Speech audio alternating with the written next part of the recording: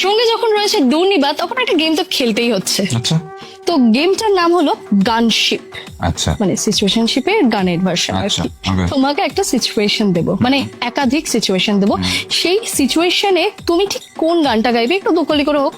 চেষ্টা করি।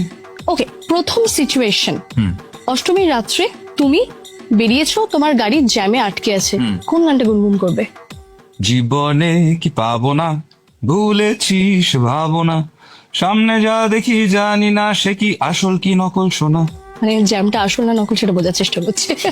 আচ্ছা, শো করতে গেছো, একটা প্রেমের প্রস্তাব এলো, একদম জোরে কেউ একটা বলে উঠলো তোমাকে যে তোমায় খুব ভালোবাসে, বিয়ে করতে চায়, কি বলবে গানে গানে?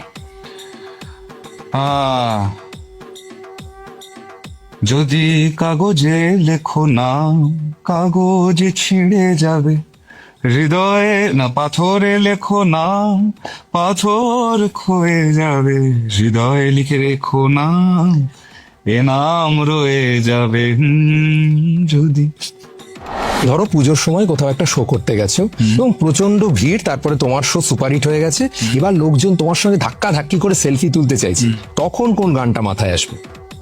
পথ হারাবো বলে এবার পথে নেমেছি, সোজা পথের ধাঁধায় আমি অনেক ধেঁধেছি। সোজা পথের ধাঁধায় ধেঁধে গেছে দুর্নিবার। আচ্ছা, হঠাৎ করে ধরো ছোটবেলার পুজোর কথাটা মনে পড়ে গেছে, একটা ছোটবেলার পুজোর গান।